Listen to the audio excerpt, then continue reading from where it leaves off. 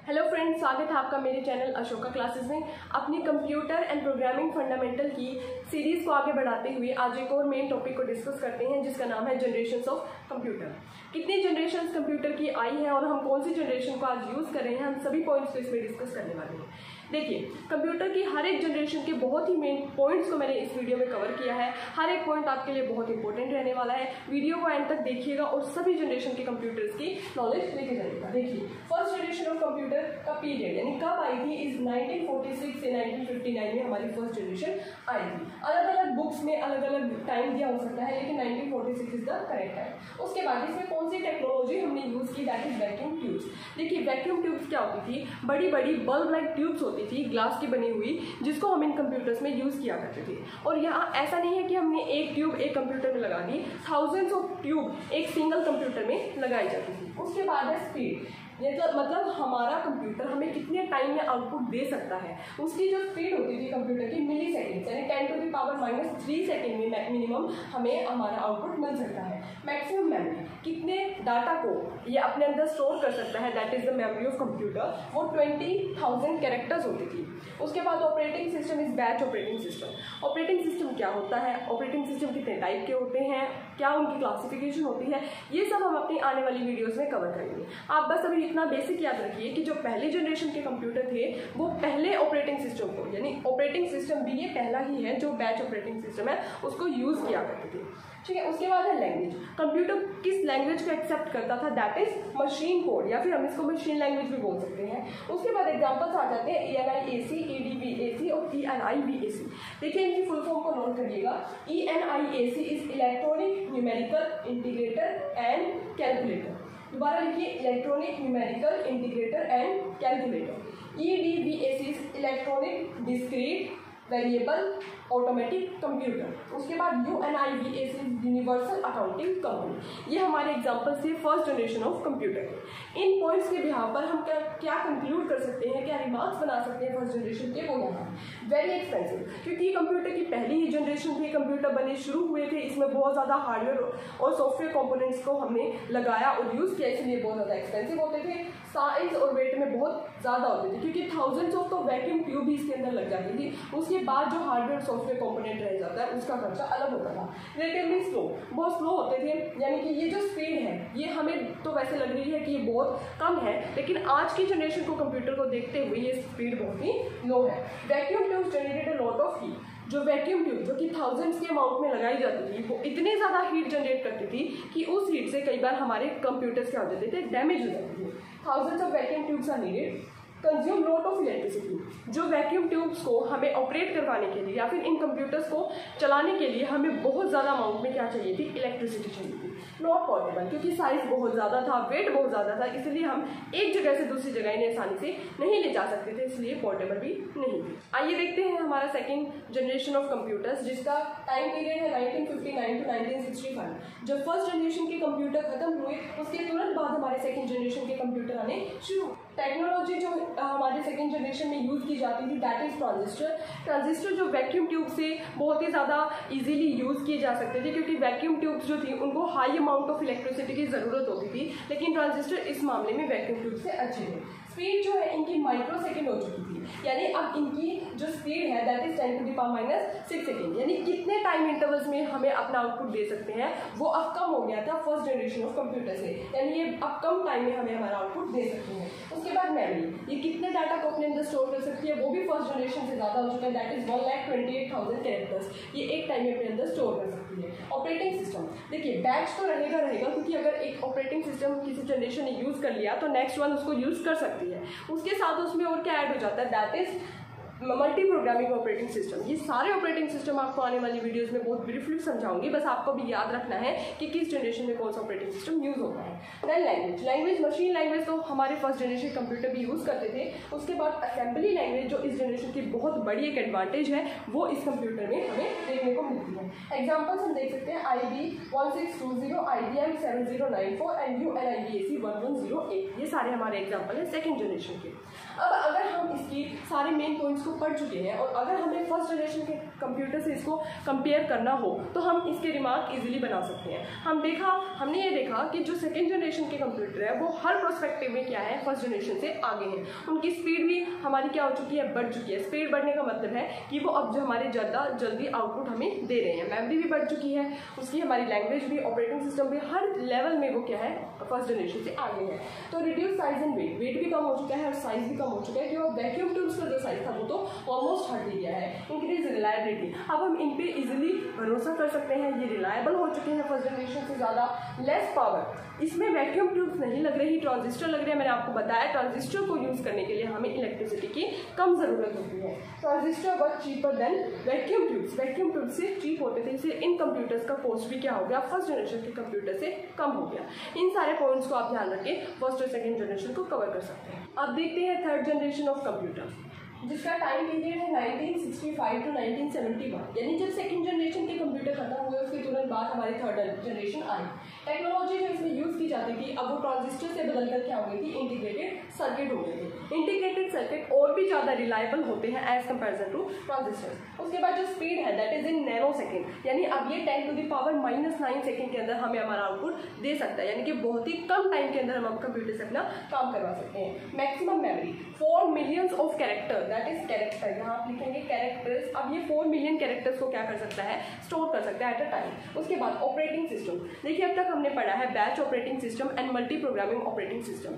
अब इसके अंदर 2 ऑपरेटिंग सिस्टम और ऐड हुए, जो है time sharing and real time operating system, जो बहुत ही ज़्यादा एक चेंज लेकर आए इस जनरेशन के कंप्यूटर्स के अंदर। अब आप देखेंगे क्योंकि जो ऑपरेटिंग सिस्टम है इसमें एक भारी बदलाव आया है, इसी वजह से इस जनरेशन के कंप्यूटर में हार्डवेयर ही नहीं, इसके साथ साथ सॉफ्टवेयर कंपोनेंट भी बहुत अमाउंट में क्या हुए, चेंज हुए थे। इसके बाद लैंग्वेजेस, अब हमें पता है हम मशीन लैंग्वेज और असेंबली लैंग्वेज को 2 जनरेशन में कवर कर चुके हैं, लेकिन इस जनरेशन ने सपोर्ट किया हाई लेवल लैंग्वेजेस को, जो आज हम पढ़ते हैं, जैसे कि फोर्ट्रान, कोबोल, पास्कल एक्सेट्रा। इन लैंग्वेजेस को सपोर्ट करने वाली हमारी जनरेशन थी थर्ड जनरेशन। उसके बाद एग्जाम्पल है IBM 360, IBM 370 सीरीज, इसके मेन एग्जाम्पल है।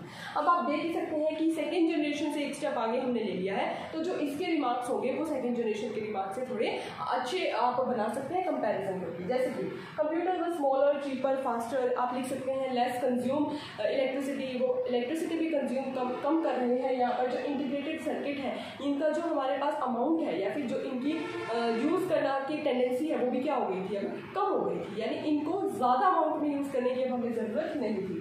Improvement in development of software and operating system, मैंने आपको बताया क्योंकि यहाँ पर हमारे जो ऑपरेटिंग सिस्टम है इसमें बहुत भारी अमाउंट में चेंज आया है, बहुत बड़ा बदलाव आया है। इस वजह से हम कहेंगे कि यहाँ पर software as well as operating system हमारे क्या हुए, चेंज हुए। इससे पहले की 2 जनरेशन में हमने देखा कि सिर्फ हार्डवेयर कंपोनेंट यूज़ हो रहे थे, हमारे सिर्फ टेक्नोलॉजी ही हम यूज़ कर रहे थे, लेकिन अब हमने क्या चेंज किया, हमारे operating system as well as software को भी चेंज किया।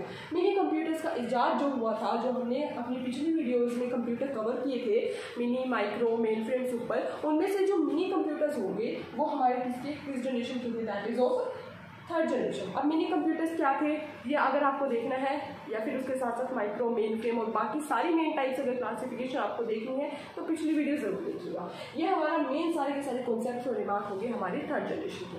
आइए बढ़ते हैं हमारी नेक्स्ट जनरेशन की तरफ, जो है हमारी फोर्थ जनरेशन। फोर्थ जनरेशन बहुत ही इंपॉर्टेंट जनरेशन है, इसके सारे मेन पॉइंट्स और रिमार्क्स को ध्यान से देखिएगा। सबसे पहले हमारे पास टाइम पीरियड है इस जनरेशन का, दैट इज 1971 टू 1980। उसके बाद जो इसकी टेक्नोलॉजी जो इसमें यूज़ हुई थी वो इंटीग्रेटेड सर्किट से बदलकर क्या हो गई थी, VLSI, that is very large scale integrated circuit. In integrated circuits actual में होते क्या, मैं आपको बताती हूँ। अब हमने क्या किया, जो हम वैक्यूम ट्यूब या ट्रांजिस्टर यूज़ कर रहे थे, अब उन सभी चीज़ों को हटाकर हमने क्या कर दिया, एक सिंगल चिप में कन्वर्ट कर दिया, जिसमें हम सारी की सारी मेमोरी स्टोर कर सकते हैं या और भी हमारी सारी प्रोसेसिंग हमें एक सिंगल चिप के थ्रू करा सकते हैं। कहने का मतलब है जो काम पूरा का पूरा CPU करता था, इस जनरेशन ने कोशिश की उस CPU के काम को हमारी सिंगल चिप से कराने की, और वो सिंगल चिप किसकी होती है, हमारी सिलिकॉन चिप होती थी। VLSI is very large scale integrated circuit. Speed क्या होगी इस जनरेशन के कंप्यूटर की, that is picosecond 10⁻⁻12 second. यानी अब इतने कम टाइम में हम कंप्यूटर से अपना काम करवा सकते हैं, कंप्यूटर इतने कम टाइम में रिस्पॉन्स करेगा। उसके बाद मैक्सिमम मेमोरी थी दैट इज 51,200 मिलियन कैरेक्टर्स अब ये स्टोर कर सकता है। ऑपरेटिंग सिस्टम, अब टाइम शेयरिंग और रियल टाइम तो हमारी जो थर्ड जनरेशन थी उसने भी सपोर्ट किया था, लेकिन एडिशन क्या हुआ ऑपरेटिंग सिस्टम में, that is distributed and network operating system. उसके बाद लैंग्वेजेस जो पिछले हमारी जनरेशन थी उसने सपोर्ट किया था हाई लेवल लैंग्वेजेस को, उसी में थोड़ी इन्हांसमेंट करते हुए इसने सपोर्ट किया C and C++ लैंग्वेजेस को भी। एग्जाम्पल आप देख सकते हैं star 1000, DEC 10 and PDP 11 etcetera, इसके सारे के सारे एग्जाम्पल हैं। दिमाग पर ऐसे देखिएगा, बहुत इंपॉर्टेंट है। इंट्रोड्यूस माइक्रो कंप्यूटर्स, हमारी थर्ड जनरेशन की जनरेशन ने इंट्रोड्यूस किया था मिनी कंप्यूटर्स को, जो कि साइज में बहुत बड़े होते हैं। इन सभी वीडियो जो ये कंप्यूटर्स हैं इसकी वीडियो मैंने पहले ही अपलोड कर दी है, वो आप देख सकते हैं। इस जनरेशन ने हमें इंट्रोड्यूस किया माइक्रो कंप्यूटर्स। माइक्रो कंप्यूटर के अंदर मैंने आपको 3 मेन टाइप ऑफ कंप्यूटर बताए थे, that is desktop, laptop and palmtop. उन सब में से जो डेस्कटॉप फर्स्ट टाइप थी वो इस जनरेशन की देन है। उसके बाद ये चीप, पोर्टेबल और रिलायबल हो चुके थे, किससे, हमारी थर्ड जनरेशन से। होम पीसीज इंट्रोड्यूस, मैंने आपको बताया कि जो हमारे माइक्रो कंप्यूटर है उसकी जो फर्स्ट टाइप है दैट इज डेस्कटॉप, जिसको हम पीसीज भी बोलते हैं, वो हमारी हमारी जनरेशन की देन है, दैट इज होम पीसीज। उसके बाद हीट जनरेशन वर नेग्लिजिबल, क्यों, अब हमने सारे के सारे वैक्यूम ट्यूब्स को या ट्रांजिस्टर को एक सिंगल चिप में कन्वर्ट कर दिया था, that is VLSI, very large scale integrated circuit, जिससे हमारा जो हीट का जनरेशन था वो क्या हो गया था, बिल्कुल नेग्लिजिबल हो गया था। Complete CPU replace a single chip, ये सब मैं आपको बता चुकी हूँ। लैन्स वैन्स बिकम पॉपुलर, यही वो जनरेशन है जिसमें हमने लैन, वैन, पैन, मैन ये सारी चीज़ों को इंट्रोड्यूस किया और इसमें हमने यूज़ करना शुरू किया। इसका रीज़न क्या है आप बता सकते हैं? इसका रीज़न ये है कि जो लैन, वैन हमारी टेक्नोलॉजी होती है ये बेस्ड होती है पर्सनल कंप्यूटर्स के ऊपर। पर्सनल कंप्यूटर देन है हमारी फोर्थ जनरेशन की, इसीलिए ये सारी टेक्नोलॉजी हमारी इस जनरेशन में यूज है। आइए देखते हैं हमारी last generation of computer, that is fifth generation. देखिए सबसे पहले जो इसका टाइम पीरियड है दैट इज 1980 टू ऑनवर्ड, यानी ये 1980s में शुरू हुई थी और उसके बाद ये आज तक भी चल रही है। और कब तक चलेगी इसका कोई एस्टिमेशन हम नहीं दे सकते। आज के टाइम पर जो हम कंप्यूटर के हार्डवेयर और सॉफ्टवेयर डिवाइसेस यूज़ कर रहे हैं, जैसे उसमें कोई बड़ा चेंज आएगा, कोई एडवांसमेंट होगी, उसके तुरंत बाद हम कह देंगे that is the sixth generation of computers. Technology जो इसमें यूज़ होती है दैट इज ULSI, हमने VLSI पढ़ा, that is very large scale integrated circuit. ऐसे ही ULSI का मतलब है ultra large scale integrated circuit, यानी अब जो इसमें चिप यूज़ होगी उसके अंदर बहुत ज़्यादा डाटा, मेमोरी, स्पीड, उसकी हर चीज़ क्या हो जाएगी, इन्हांस हो जाएगी। उसके बाद that is based upon the AI, ये किस हमारे सिस्टम पर बेस होती है, दैट इज AI। हम सब जानते हैं what is AI is an artificial intelligence. तो जब हमारी जितनी भी इस जनरेशन के कंप्यूटर है ये सारे AI जनरेशन पर बेस्ड होते हैं। AI होता क्या है आप देखेंगे, अगर आप अपना फ़ोन यूज़ करते हैं तो फ़ोन में जैसे आप YouTube पर कुछ सर्च करेंगे तो आपको रिकमेंडेशन आने स्टार्ट होंगे। अब YouTube को कैसे पता कि आपको क्या सर्च करना है, तो that is called artificial intelligence, यानी कंप्यूटर अपनी इंटेलिजेंस आपको दिखा रहा है। ये सारी चीज़ें हमारी AI के अंदर होती है। आज इस जनरेशन के सारे कंप्यूटर AI पर बेस्ड होते हैं। देखिए यहाँ पर मैंने स्पीड, ऑपरेटिंग सिस्टम या इन सारी चीज़ों को मैंने यहाँ पर पॉइंट नहीं बनाए हैं, क्योंकि ये जनरेशन जो फिफ्थ जनरेशन है ये अभी खत्म नहीं हुई है, इसमें और चेंज आ सकते हैं। आने वाले टाइम में क्या पता हम कोई और ऑपरेटिंग सिस्टम आ जाए और हम उसको ऐड करें, तो इसलिए हम किसी भी ऑपरेटिंग सिस्टम के बिहाव पर इस जनरेशन को भी जज नहीं कर सकते। तो आपको सिर्फ ये पॉइंट्स ही ध्यान रखने हैं। Introduce game playing and robotics, अब तक जो इस जनरेशन ने हमें प्रोवाइड किया वो सभी लिखा हुआ है। गेम प्लेइंग और रोबोटिक्स इसने प्रोवाइड की है। Advancement in super conductor technology, super conductor जो कि एक फिजिक्स का बहुत इंपॉर्टेंट टॉपिक है, जो आज हमारे जगह जगह पर सुपर कंडक्टर्स यूज किए जा रहे हैं, उस टेक्नोलॉजी में ये कंप्यूटर्स क्या है बहुत ज़्यादा यूज होते हैं। More user friendly with multimedia features भी बढ़ चुके हैं, यूज़र फ्रेंडली भी हो चुका है, यानी अब किसी इंसान का कंप्यूटर के साथ ऑपरेट करना, उसको यूज़ करना बहुत ईजी हो चुका है। उसके बाद fifth generation computer so expensive, ये इतने ज़्यादा एक्सपेंसिव होते हैं कि कोई मतलब हम बोल सकते हैं कम्युनिटी इसको अफोर्ड नहीं कर सकती।